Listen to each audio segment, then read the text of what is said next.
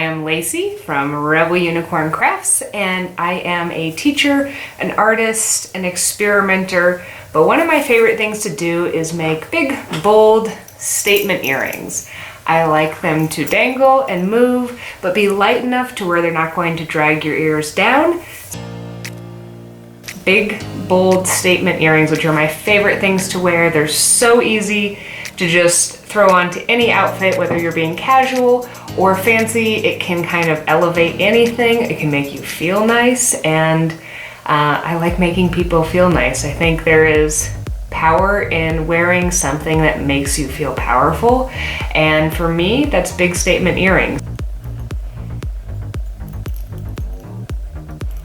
Let me show you how I design and then handcraft each pair of these earrings. Two of my favorite materials to work with are copper and brass. I start with sheets, thin gauge sheets, so that they're nice and light when I cut them out, of non-tarnish brass or copper. Sometimes I also work with aluminum because it's nice and lightweight, it's great for impressions, and it doesn't tarnish. All of the ear wires I use, so the part that actually touches your body and goes into your ears, is stainless steel, so it's nickel free and it doesn't cause any irritation. One of my best sellers are these triple dangle hoop earrings, and I'm going to be working on those today as well as some other ones. The first step is to prep all of the components. I wrap each of these hoops using a copper or brass wire, depending on which ones I'm working with, and I cut different lengths of copper or brass wire to be the part that will hang from the hoop. And then it's time for a ton of hammering. I actually hammer the ends of each one of these as well as the front part, so it gives it some texture, and it will slightly flare out the bottom of these bits to give it a bit more texture and interest to the earring. So I hammer and hammer and hammer some more. Next, it's really important to make sure that there aren't going to be any sharp points, especially from where I cut the wire or hammered it. These are going to be on the body, and I don't want you to turn your head and feel a sharp point or get a scratch on your neck, so I file down and round the edges of each side that's going to dangle down from the earring. Once I have these nicely rounded and looking how I want them to, I will make any final adjustments to the length so that they are the lengths that I want them to be. And the final step is just attaching these to the hoop and putting on the ear wire.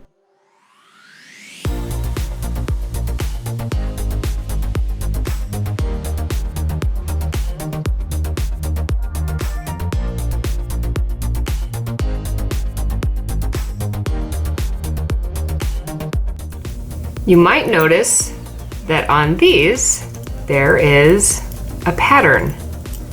And I actually take normal flat sheet metal, and I have a rolling machine that creates the fun texture.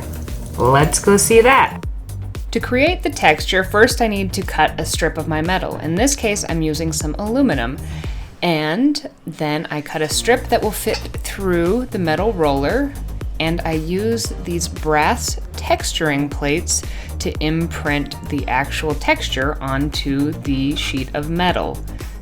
It does this by rolling and putting pressure through so it imprints directly onto it.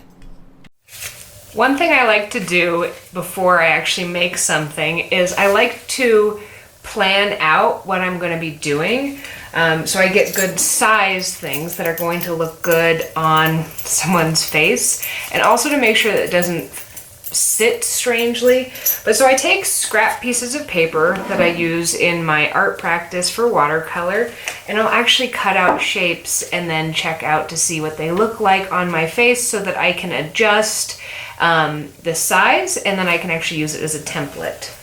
Once I have a size that I like, I will save it in a little baggie like this so that I know the size that I want to reuse. For this one here, it's actually to make these earrings here. which sit together. It's two little triangles, and I have also embellished the bottom with some paint and lacquered it. So I'll show you how I actually take the piece of paper and make it into this. So grab my watercolor paper, which is a nice thick paper, as well as a Sharpie. It's one of my favorite tools. I'm going to be demonstrating using the circle textured earrings with the 3 teardrops from the beginning of the video. And in order to get something round, I'm going to find something round. I've got a bunch of different tools that are round, and I'll just trace that and cut a nice circle. Once the circle is cut out, then that's when I start testing for size. Okay, so once I cut this out, I'm going to actually kind of check to see the size, and this is a little bit smaller than I wanted, so I'll adjust and I'll cut a new one out. Okay, this is the size. I typically find that because you trace and then you cut and things like that, they get a little bit bigger depending on how exact you are, but this is about the size that I'm wanting. Next, I'm going to trace these onto my piece of pattern metal, or alternately my smooth metal, because these are actually made up of both of them. But you want to lay these out in a way where you're going to, one, be able to make the most use out of your metal, as well as be able to still cut around these. So I trace them out, might do a little pre-planning to see where to put them, trace them with a Sharpie, and then I actually kind of cut each one out very roughly before going in and making smoother cuts. They don't need to be perfect, because then we're going to file these so that they're actually kind of nice and smooth and round, and it's important to make sure you file kind of the edges of these in different directions so that you get any of the metal that kind of shears up, and that will make it nice and smooth so you can wear it comfortably. This general process needs to be repeated for each of the shapes. I like to work in batches of cutting all the pieces out I'll need, so let's do that. And there we go, all cut out. And next we're going to file all those edges down so that they're nice and smooth, they look good, they feel good, and this bit just takes a little bit of time. Once I've done that for all of the pieces, I kind of lay them out and figure out where I'm going to put all the holes in the earrings. I have this fun little hole puncher that really helps me out in doing that.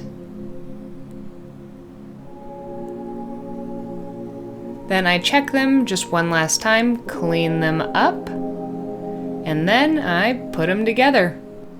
And just like that, we've got some really neat, dangly, shiny earrings full of texture and movement. I really like these. See how they don't pull my ears down at all? You can barely even tell you're wearing them, but they're bright and shiny and kind of funky and really fun. Thank you so much for following along with me. If you're interested in any of my jewelry, you can visit my Etsy shop, Rebel Unicorn Crafts, or you can check out my Instagrams at Rebel Unicorn Crafts, or send me a message at Lacey@rebelunicorncrafts.com. I hope you have a magically creative day.